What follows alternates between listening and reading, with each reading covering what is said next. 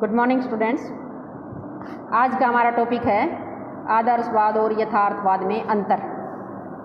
हम दोनों ही दृष्टिकोणों को पढ़ चुके हैं, तो दोनों दृष्टिकोणों को पढ़ने के बाद इनमें क्या डिफरेंस हमें देखने को मिलता है, आज ये टॉपिक हमारा रहेगा। सबसे पहले हमारा आदर्शवाद मानव स्वभाव के विषय में कैसा चित्रण करता है। जब हम आदर्शवाद और यथार्थवाद करा रहे थे उस टाइम बताया भी था कि जो आदर्शवादी हैं वो मानव स्वभाव को अच्छा मानते हैं, प्रेम है, दया है उसके अंदर, सहनशील है। तो ये जो यथार्थवाद है ये मानव स्वभाव से मनुष्य को बुरा मानते हैं, भी वो झगड़ालू है, क्रोधी है, ईर्ष्यालु है। तो इस प्रकार ये दोनों जो है मानव स्वभाव के ऊपर डिफरेंस ये दे रहे हैं कि आदर्शवाद और यथार्थवादी दृष्टिकोण में पहला मुख्य अंतर इन दोनों द्वारा मानव स्वभाव के विषय में दी गई अपनी अपनी व्याख्या को लेकर है। आदर्शवादी दृष्टिकोण के समर्थक विद्वान मनुष्य को स्वाभाविक रूप से एक अच्छा प्राणी मानते, जिसमें दया, धर्म, सहानुभूति, सहनशीलता, अपनापन, परोपकार आदि के गुण पाए जाते हैं। इसलिए हमने बताया भी था कि ये अच्छे स्वभाव को रखते हैं, इसलिए ये युद्ध और जो संघर्ष है, विरोध जो है, शक्ति का जो प्रयोग है उसको नकारते हैं। भी हमें कभी भी किसी भी विवाद को, किसी भी संघर्ष को युद्ध के द्वारा या शक्ति के द्वारा नहीं सुलझाना, क्योंकि हम किसी भी युद्ध और शक्ति के द्वारा संघर्ष को सुलझा शुरू तो कर देते हैं, लेकिन बाद में वार्ता के द्वारा ही सुलझता है ना। तुमने देखा भी होगा कभी किसी में लड़ाई झगड़ा हो जाता है तो बाद में क्या होता है कि वो समझौता ही करवाना पड़ता है। गांव के लेवल पे देखा होगा या दो स्टेटों का देखा होगा, बाद में वार्ता समझौता ही किसी टेबल पर बैठकर ही कोई फैसला करना होता है। इसीलिए ये युद्ध को और शक्ति को नकारते थे, क्योंकि मनुष्य स्वभाव से अच्छा है, वो नहीं चाहता कि युद्ध और शक्ति का प्रयोग करें। इन विद्वानों का मत है कि मनुष्य का बुरा व्यवहार उसके बुरे वातावरण और बुरी संस्थाओं के कारण होता है। भी मनुष्य बुरा सोचता है ना, बुरा बिहेव करता है, तो कहीं ना कहीं उसके आसपास का वातावरण उसको मतलब ऐसा करने के लिए मतलब रिस्पॉन्सिबल है। भी हम गलत बिहेव कर रहे हैं तो इसका मतलब कहीं ना कहीं गलत हो रहा है, हमारे साथ गलत वातावरण हो रहा है। मनुष्य स्वाभाविक रूप से अच्छा है और वह ईश्वर की श्रेष्ठ रचना है। मनुष्य से बढ़कर तो और किसी को भी नहीं बनाया। इतना सोचने वाला, इतना ज्ञानी, इतना विचारशील, तर्कशील विचारों को दे सकते हैं, ऐसा कोई और पशु पक्षी जानवर थोड़ा नहीं देंगे।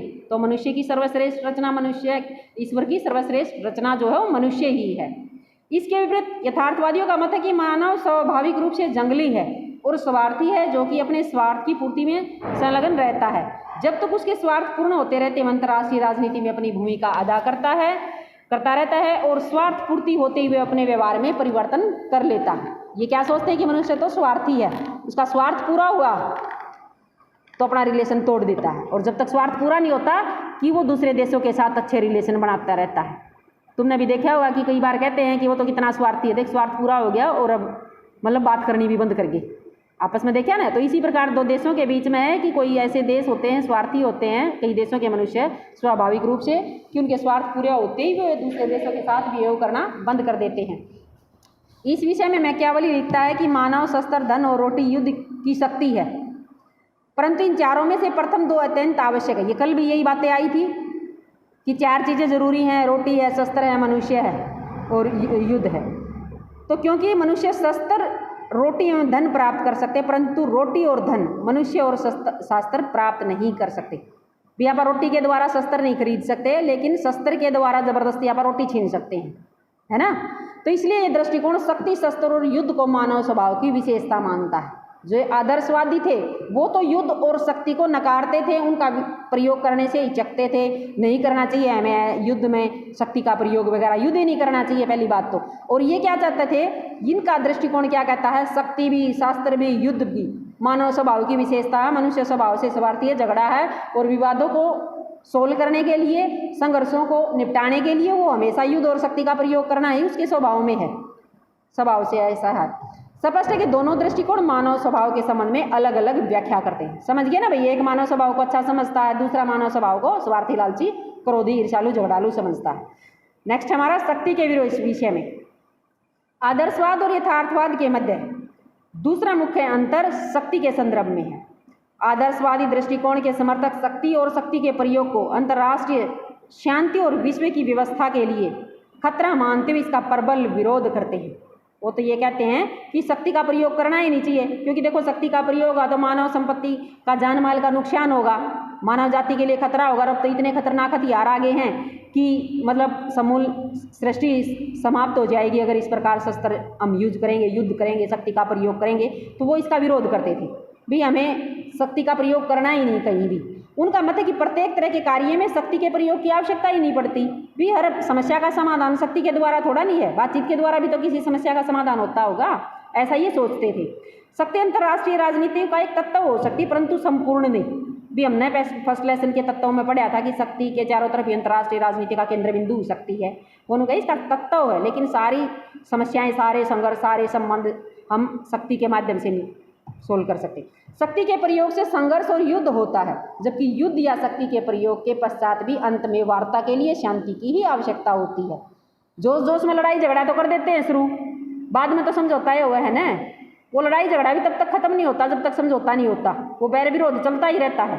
तो ये कह रहे हैं कि लास्ट में कोई भी संघर्ष है, कोई भी विरोध है, वो वार्ता के द्वारा ही, शांति वार्ता होगी, समझौता होगा तभी खत्म होगा, वरना तो ये लंबा चलता रहता है कितना ही। अतः शक्ति के प्रयोग से पहले ही हम क्यों ना बैठकर मसले को सोल्व कर लें। कि किसी भी बात पर अगर विरोध है, संघर्ष है, तो युद्ध करने के बजाय, शक्ति का प्रयोग करने की बजाय हम पहले ही संधि समझौता वार्ता कर लिया, भी हमारी समस्या सोल्व हो जाए, जान माल का नुकसान बच जाए।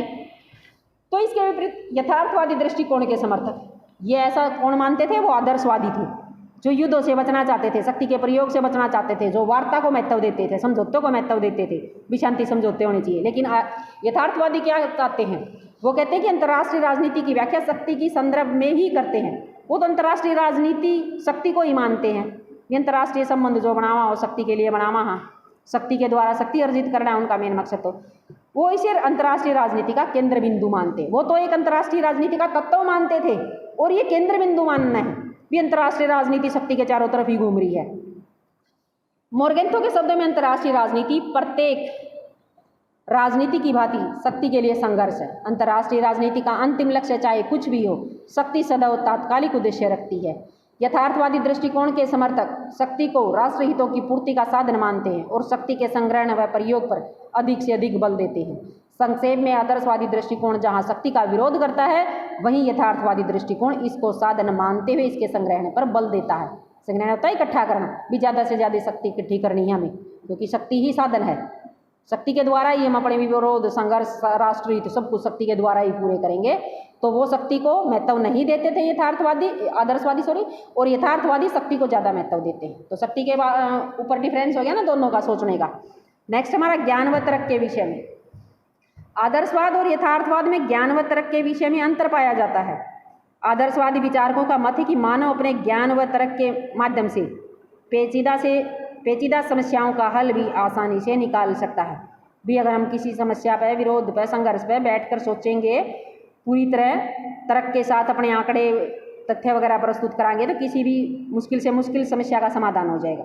बर्ट्रैंड रसल का मत था कि अनावश्यक प्रतिस्पर्धा, शक्ति की लालसा और द्वेष को जन्म देने वाली अधिकार लिप्सा के स्थान पर रचनात्मक प्रेरणाओं को अपनाना और उसका पोषण करना होगा, तभी विश्व के राष्ट्रों के मध्य प्रेम और सहयोग का वातावरण विकसित हो सकेगा।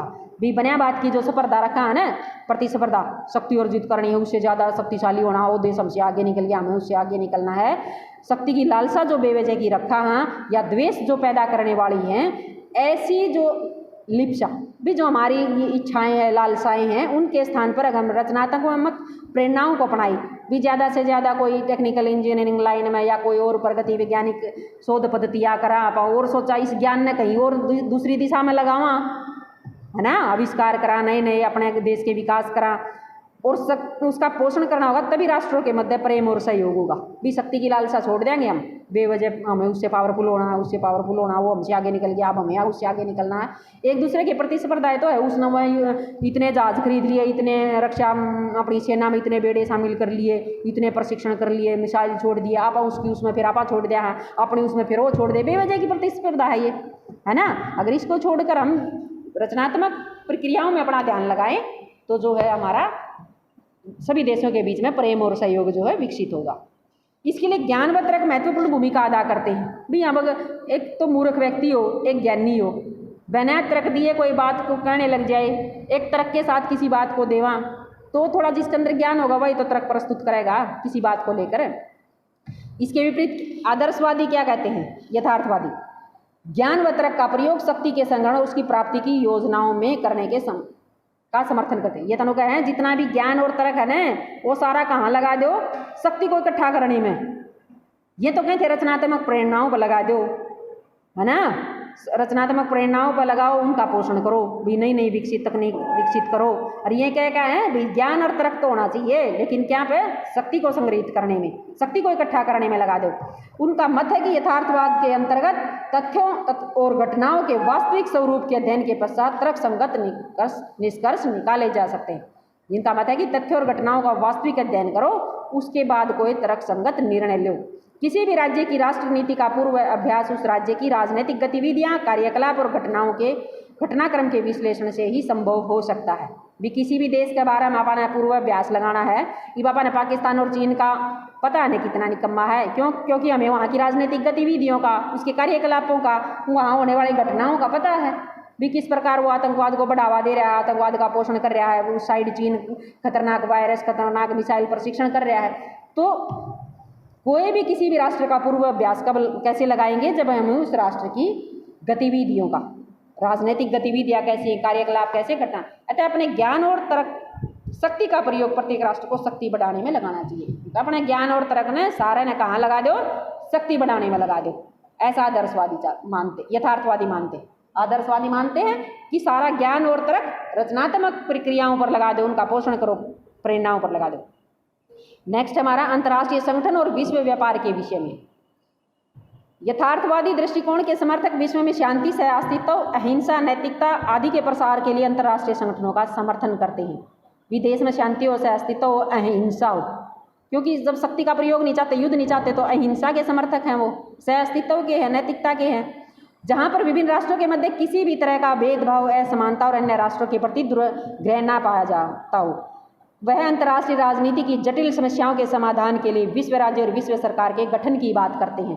भी एक ऐसी सरकार बनाए संसार में जो सभी विश्व की सभी समस्याओं का, सभी विवादों का, सभी जो संघर्ष चल रहे हैं विभिन्न देशों के बीच में, उनका समाधान कर दे। उनका मत था कि विश्व व राज्य अथवा विश्व सरकार की स्थापना करके शक्ति राजनीति को सदैव के लिए दफन कर देना चाहिए। भी शक्ति शब्द तो हटाए दो, राजनीति में शक्ति का तो प्रयोग ही नहीं करना हमें। ऐसी विश्व सरकार बनाओ जो प्रेम से सबके बीच में सहअस्तित्व से शांतिपूर्ण तरीके से संघर्षों को सोल्व करते। इसके विपरीत यथार्थवादी दृष्टिकोण के समर्थक विद्वान अंतर्राष्ट्रीय संगठन और विश्व सरकार की अपेक्षा अंतर्राष्ट्रीय संबंधों के अध्ययन पर बल देते हैं। वो नहीं चाहते कि अंतर्राष्ट्रीय सरकार हो, सारे आपस में एक दूसरे से संबंध बना ले, अंतर्राष्ट्रीय। उनका मत था कि विश्व राज्य की स्थापना किसी भी पक्ष से संभव नहीं है। इतना बड़ा संसार की एक सरकार होना संभव नहीं है।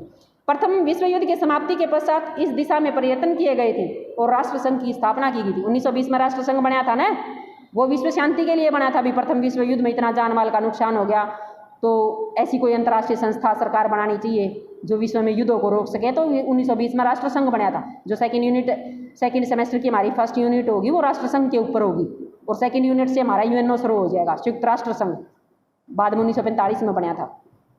परंतु यह जर्मनी, इटली और जापान जैसे फांसीवादी शक्तियों पर अंकुश लगाने में सफल नहीं हो सका था। इसी तरह द्वितीय विश्व युद्ध के दौरान गठित संस्था संयुक्त राष्ट्र भी विश्व सरकार और विश्व राज्य की स्थापना करने में असफल सिद्ध हुआ। दूसरे विश्व युद्ध के बाद यूएनओ बन गया था, 1945 में संयुक्त राष्ट्र संघ बन गया था। ये कहते हैं कि तब भी कोई कहाँ शांति होगी, फिर शीत युद्ध शुरू हो गया, वैचारिक युद्ध शुरू हो गया था। तो इस आधार पर दोनों विचारों और दृष्टिकोणों में अंतर पाया जाता है। एक चाहता है कि विश्व सरकार की स्थापना हो, दूसरा चाहता है कि विश्व सरकार का फायदा ही क्या है। पहला विश्व युद्ध खत्म होया तो राष्ट्र संघ बनाया था, फिर भी दूसरा विश्व युद्ध हो गया। दूसरा विश्व युद्ध खत्म होया तो यूएनओ बनाया था, उसके बाद भी शीत युद्ध, वैचारिक युद्ध शुरू हो गया, तो उसका फायदा ही क्या है। तो दोनों के विचार अलग अलग थे। सर्वसत्तावाद के विषय में आदर्शवादी विद्वान शासन की शक्ति को किसी भी दृष्टि या स्थिति में एक हाथ में एकत्रित नहीं होना देना चाहते थे। ये केंद्रीयकरण के विरुद्ध थे। भी पावरफुल जो व्यक्ति होगा वो हिटलर होगा, तानाशाही प्रवृत्ति वाला होगा, इसलिए पावर एक व्यक्ति के हाथ में होनी नहीं चाहिए, उसका विकेंद्रीयकरण कर दो, उसका बंटवारा कर दो। भाई कई व्यक्तियों के हाथों में हो गया तो वो तानाशाही ना अलग, मान ले स्टेट गवर्नमेंट भी है, सेंट्रल गवर्नमेंट भी है, शक्तियों का बंटवारा कर रखा ना, कि एक पूरा देश में एक की सरकार हो, सभी स्टेट्स को भी वो हैंडल करे। जैसे चीन वगैरह में साम्यवादी देश हैं, ये हिटलरपंथी अपना लेते हैं, तानाशाही प्रवृत्ति अपना लेते हैं। तो आदर्शवादियों का विचार है कि शक्ति व्यक्ति को भ्रष्ट बनाती है और निरंकुश शक्ति व्यक्ति को पूर्ण तौर पर भ्रष्ट बना देती है। भाई तानाशाही अगर पावरफुल व्यक्ति होगा तो पूरी तरह भ्रष्ट होगा। ऊँ तो थोड़ी ही पावर मिल जो आदमी में ऊँ का मंडा आ जाता है ना। अगर फिर उसमें कति थोड़ा वो और हिटलर प्रवृत्ति का हो मोदी वर्ग का, तो हमने कहोगे फिर मोदी ने कहा मैं मोदी की पक्षधर हूँ। वैसे थोड़े उसके आधे काम ने छोड़कर बाकी काम अच्छे कर रहा है, लेकिन उसको पूर्ण तौर से भ्रष्ट बना दे। भ्रष्ट नहीं है ये, थोड़ा अपने कृषि कानून है थोड़ा वो कर दे तो मान ले उल्टे ले ले तो ठीक है ये देश के विकास के लिए। सर्वाधिकारवाद में नागरिकों के अधिकार और स्वतंत्रताएं सुरक्षित नहीं रहती। वो कहें जहाँ तानाशाही प्रवृत्ति आ जाती है ना, सर्वाधिकारवाद आ जाता है, वहाँ लोगों के साथ अन्याय होने लग जाता है, शोषण होने लग जाता है, उनके अधिकार स्वतंत्रताएं उनसे छीन ली जाती, जैसे अंग्रेजों ने हमारी छीन रखी थी। क्योंकि ऐसी शासन व्यवस्था में शासन द्वारा नागरिकों के अधिकार और स्वतंत्रताओं को छीनने की संभावनाएं बनी रहती है। छीन भी लेते हैं और संभावना तो ज़्यादा ही ज़्यादा रहती है। इसी आधार पर आदर्शवादी विचारक सर्वाधिकारवाद का विरोध करते हैं। इसके विपरीत यथार्थवाद के समर्थक यद्यपि सर्वाधिकारवाद का पूर्ण तरह से विरोध नहीं करते, परंतु उसका यह मौन सर्वाधिकारवादियों के लिए एक प्रेरक शक्ति बन जाता है। भाई आलोचना भी नहीं करते और कुछ बोलते भी नहीं, चुप बैठ गए सर्वाधिकार का मामले में। सर्वाधिकारवादी भी यथार्थवाद में विश्वास रखते हैं। वे किसी सिद्धांत निर्माण की अपेक्षा व्यवहारिक तथ्यों को ही अपने अध्ययन का विषय मानते हैं। भी कोई भी सिद्धांत का निर्माण करना है तो व्यवहारिक तथ्यों की जांच, वास्तविक घटनाओं की जांच करने के बाद ही होना चाहिए। यथार्थवादी शक्ति के प्रचार और प्रसार को अपना साधन मानते हैं। ये तो शक्ति के चारों तरफ घूम रहे हैं। यथार्थवादियों के इस दृष्टिकोण का लाभ इन सर्वाधिकारवादियों, नाजीवादियों, फांसीवादियों और ताओवादियों ने उठाया और अपने अपने देश में शस्त्रीकरण, सैन्यकरण पर जहाँ बल दिया वहीं नागरिकों के अधिकार और स्वतंत्रताओं को भी सीमित कर दिया। ये जापान जर्मनी की तरफ हुए थे नाजीवाद, फांसीवाद, हिटलर, मुसोलिनी वगैरह, उन्होंने इसी यथार्थवाद के दृष्टिकोण का ही समर्थन किया था। भाई शक्ति अर्जित करो, ज़्यादा पावरफुल हो। तो ये यहीं से लाभ उठाकर उन्होंने नागरिकों के अधिकार और स्वतंत्रताओं को छीन लिया। फिर कितने दिन छीनते, धीरे धीरे वहाँ फिर मतलब 1991 तक तो ये साम्यवादी गुट टूट गया था, सारे नाजीवादी फांसीवादी। तो क्योंकि वहाँ नागरिकों को अधिकार स्वतंत्रताएं नहीं मिल रही थी, उधर पूंजीवादी गुट जो अमेरिकी गुट था वो लोगों को लोकतंत्र की धारा पर चल रहा था, लोगों को अधिकार स्वतंत्रताएं दे रहा था। तो वहाँ से प्रेरित होकर उन लोगों ने भी क्रांतियाँ करनी शुरू कर दी। और क्रांति का मतलब तो फिर शासन तख्ता पलट होता ही है, और इन नाजीवादी फांसीवादियों का, ताओवादियों का सबका तख्ता पलट हो गया और वहाँ भी लोकतंत्र स्थापित हो गया। तो इस आधार पर इन दोनों दृष्टिकोणों में अंतर पाया जाता है। राष्ट्रवाद के संदर्भ में आदर्शवादी विचारक जहां अपना दृष्टिकोण में अंतर्राष्ट्रीय संगठनों, विश्व राज्य और विश्व सरकार की बात करते हैं, वहीं यथार्थवादी इसका विरोध करते हैं। वो तो अभी पीछा था ना भी विश्व सरकार चाहिए है ना, तो यथार्थवादी तो चाहते हैं कि कोई भी संघर्ष जो विश्व सरकार के द्वारा। आदर्शवादी अपने विश्व कुटुंबकम की धारणा की प्राप्ति के लिए राष्ट्रवाद की धारणा का विरोध करते हैं, क्योंकि उनका मत है कि इसके कारण व्यक्ति के विचार संकीर्ण और स्वार्थी हो जाते हैं, जो कि अंतर्राष्ट्रीय संगठन, विश्व सरकार और विश्व राज्य की स्थापना के मार्ग में बाधा सिद्ध होते हैं। ये तो कहें आप जो कर अपना भारत के लिए कहे सोचे जावा भी राष्ट्रवादी हाँ, ये नु कहें अंतर्राष्ट्रीयवादी बनो, पूरे विश्व की सोचो। अगर हम अपने अपने देश की सोचेंगे तो हमारे विचार संकीर्ण हो जाएंगे, और संकीर्ण विचारों से नहीं, हमें वैश्विक विचारों से सोचना है, विश्व की समस्याओं को सोल्व करना है, और वो वैश्विक वैचारिक हमारे होने चाहिए। आदर्शवादियों के विपरीत यथार्थवादी आम जनता में राष्ट्रवाद की भावना को कूट कूट कर भर देना चाहते हैं। ये तो होगा भाई अपने अपने देश की सोचो। यथार्थवादी तो चाहते हैं राष्ट्रवाद की भावना भरी थी तभी तो देश आज़ाद होया अपना। वैसे तो अगर हम अपने देश के बारे में ना सोचते तो वे गुलाम पड़े रहते। ताकि शक्ति के लक्ष्य को प्राप्त किया जा सके, राष्ट्रवाद की सहायता से ही जर्मनी, इटली और जापान के शासकों ने अपनी जनता को युद्ध की अग्नि में झोंकने से परहेज नहीं किया था। इस दृष्टिकोण ने जहां इन देशों में अंध राष्ट्रवाद की भावना को प्रोत्साहित किया, वहीं देश में शांति विरोधी गतिविधियों को भी जन्म दिया था। फिर लड़ाई झगड़े तो होंगे ही, राष्ट्रवाद करेंगे तो कोई न कोई हमारे ऊपर शासन करे, उसके खिलाफ क्रांतियां करनी पड़ेंगी, आंदोलन करने पड़ेंगे। इसलिए आदर्शवाद और यथार्थवाद परस्पर विरोधी दृष्टिकोण बन गए। मूल्यों के विषय में आदर्शवादी दृष्टिकोण के समर्थक विद्वान आदर्शवाद को मूल्यों पर आधारित अध्ययन मानते हैं। यह था इसकी विशेषताओं में भी ये मूल्य आधारित है, वो मूल्य भारित है। उनका मत है कि मनुष्य जिस तरह से मूल्यों का पालन करता है, उसी तरह अंतर्राष्ट्रीय राजनीति में राज्य भी उसी तरह के मूल्यों का पालन करता है, जैसे कि शांतिपूर्ण सहअस्तित्व, विश्व जनमत, भेदभाव का अभाव, समानता का प्रसार, मानव जाति और सभ्यता की सुरक्षा व विकास आदि प्रमुख है। ये सारे मूल्य हैं, नैतिक मूल्य लगा लो तुम भी। हमें सहनशील होना है, झगड़ालू नहीं होना है, हमें शांतिपूर्ण सहअस्तित्व से एक देश के साथ संबंध बनाने हैं, वैश्विक जनमत करना है, भेदभाव का अभाव होना चाहिए, इन नैतिकता युक्त मूल्यों का पालन करके एक आदर्श राज्य और आदर्श विश्व की स्थापना की जा सकती है। भी अगर आदर्श राज्य के और आदर्श विश्व की स्थापना करना है तो हमें ये नैतिकता के मूल्य जो हैं हमें हमारे अंदर एक देश के अंदर होने चाहिए। दूसरा, यथार्थवादी यथार्थ पर आधारित सिद्धांतों के अध्ययन पर बल देते हैं। इस विचार के समर्थक किसी भी उस तथ्य को कदापि स्वीकार करने को तैयार नहीं होते जिसे वैज्ञानिक ढंग से परखाना गया हो। यह तो विज्ञान पर, तथ्यों पर, वास्तविक घटनाओं के अध्ययन पर बल देते थे। भी जब तक हमें किसी भी मूल्य को पढ़ाने से पहले उसकी वैज्ञानिक ढंग से परखना चाहिए। आदर्शवाद जहाँ मूल्य भारित अध्ययन पर बल देते हैं, वहीं यथार्थवाद मूल्य मुक्त धारणा का समर्थन करते हैं। नेक्स्ट हमारा शांति के विषय में, आदर्शवादी जहां अपने विचारों में शांतिपूर्ण से अस्तित्व को प्रमुखता देते हुए विश्व राज्य और विश्व सरकार की स्थापना के लिए युद्धों के परित्याग पर बल देते हैं, वहीं यथार्थवादी शक्ति की अपेक्षा शक्ति के अध्ययन पर बल देते हैं। यथार्थवादी अंतर्राष्ट्रीय राजनीति की शक्ति के संदर्भ में व्याख्या करते हैं।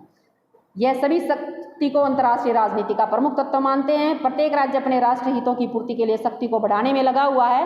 ये यथार्थवाद का चल रहा है, भाई शक्ति को कितना महत्व देते हैं। इन विचारों का मत है कि शक्ति प्रत्येक तरह की समस्या को हल करने की अक्षमता है, चाहे कैसी भी समस्या क्यों ना हो, शक्ति के द्वारा, ताकत के द्वारा हल किया जा सकता है। इसके विपरीत आदर्शवादियों का मत है कि शक्ति राजनीति का अस्थायी और असामान्य दौर है। शक्ति के प्रयोग के पश्चात विभिन्न राष्ट्रों को वार्ता के लिए एक जगह पर बैठकर शांति बनाए रखने की नीतियों का निर्माण करना होता है। कि कोई भी झगड़ा हो, बाद में तो शांति वार्ता ही होती है। अतः वे ऐसी अंतर्राष्ट्रीय राजनीति की कामना करते हैं जो कि शक्ति राजनीति, अनैतिकता और हिंसा से मुक्त हो। वे यथार्थवाद को शांति विरोधी और युद्ध समर्थक सिद्धांत मानते हैं और स्वयं को शांति का समर्थक मानते हैं। आदर्शवाद और यथार्थवाद के मध्य उपरोक्त वर्णित अंतरों का अध्ययन करने के पश्चात यह जानना आवश्यक है कि अंतर्राष्ट्रीय राजनीति के अध्ययन में कौन सा दृष्टिकोण अधिक महत्वपूर्ण सिद्ध हो सकता है। दोनों दृष्टिकोण कुछ पूर्वाग्रहों से ग्रस्त होकर अपने अपने विचार प्रस्तुत करते हैं, जबकि आवश्यकता इस बात की है कि दोनों दृष्टिकोणों को अच्छी बातों को अपने अध्ययन में शामिल किया जाए। भी दोनों की अच्छी अच्छी जो बातें हैं ना, आदर्शवाद की भी अच्छी ले लो और यथार्थवाद की भी अच्छी बातें ले लो। आदर्शवाद पर अत्यधिक बल देने से निराशा का जन्म होता है और यथार्थवाद पर अटल विश्वास रखने से प्राय यथास्थिति और शक्ति संघर्ष की प्रवृत्ति जन्म लेती है। जॉन हर्ज ने आदर्शवाद और यथार्थवाद को मिलाकर एक नए विचार यथार्थवादी उदारवाद को जन्म दिया। दोनों को मिलकर भी यथार्थवाद भी और उदारवाद भी होना चाहिए, क्योंकि दोनों की त्रुटियों से हमें बचा सकता है। यही है कि यथार्थवाद उदारवाद है जो दोनों में जो गलतियां हैं, कमियां हैं, उनको बचाएगा। द्वितीय विश्व युद्ध के पश्चात वैज्ञानिक, तकनीकी और प्रौद्योगिकी क्रांति के परिणाम स्वरूप दोनों दृष्टिकोण नजदीक आए, क्योंकि जैविक और परमाणु अस्त्र शस्त्रों की होड़ ने जहां आदर्शवादियों को चिंतित किया, वहीं यथार्थवादी भी से चिंतित हुए। यथार्थवादी क्यों चिंतित हुए? क्योंकि हद से ज़्यादा शक्ति ग्रहण कर ली। आदर्शवादियां न तो होना ही था, क्योंकि वो तो शक्ति देखकर हुए घबरा जाए बेचारे, शक्ति को मानते ही नहीं, इकट्ठा करो। और यथार्थवादी भी फिर हद से ज़्यादा परमाणु बम बनाने लग गए, तो तीसरा विश्व युद्ध होगा तो समूल सृष्टि खत्म हो जाएगी, तो ये भी चिंतित हो गए। दोनों की चिंता बन गई ना। अतः ऐसी विश्व व्यवस्था की कल्पना और आशा की जाने लगी जो कि विश्व में व्याप्त भय व आतंक के वातावरण को समाप्त करके शांति व समृद्धि का मार्ग दिखाए। तो दोनों को सोचने के लिए मजबूर कर दिया भी कैसे शांति के मार्ग पर चला जा सकता है, कैसे युद्धों को टाला जा सकता है। अगर तीसरा विश्व युद्ध हुआ तो फिर चौथा विश्व युद्ध तो होगा ही नहीं, क्योंकि हम बचेंगे ही नहीं, सृष्टि ही नहीं रहेगी, मोस्टली सृष्टि खत्म हो जाएगी। तो दोनों को सोचने पर मजबूर कर दिया कि शांति का और समृद्धि का मार्ग अपनाएं। कंप्लीट। Thank you.